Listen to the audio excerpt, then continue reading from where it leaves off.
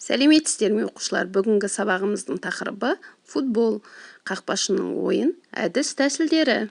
Сабағымыздың мақсаты: бірінші, футбол ойындағы қақпашы тәсілі; екінші, қақпадағы қақпашының рөлі және орны; үшінші, қақпашының физикалық дайындығы.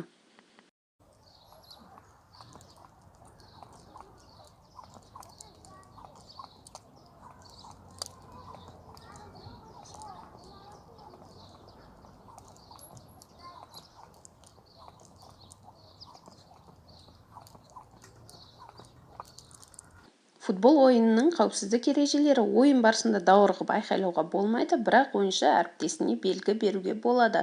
Ойынға төрелік етушінің ескертпесін ойыншылар мүлтіксіз орындауға тиісті.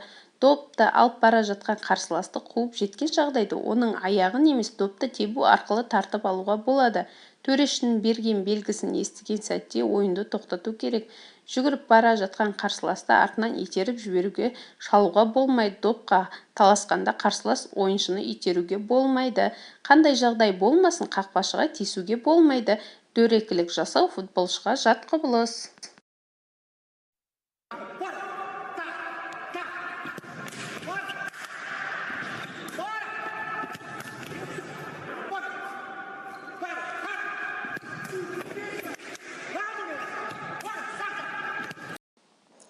Негізгі баған: доп қақпаға соғуға бағытталған кезде қақпашы қай бағыттан келсе де дайын болуы керек. Ол үшін негізгі бағанды білуі керек, яғни өзіне ыңғайлы жағдайды таңдау.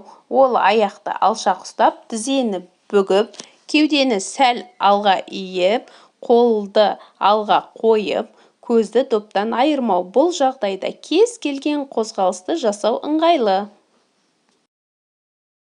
Ал енді балалар, сендерге сұрақ: футбол ойынында қызыл және сары карточка қай кезде беріледі?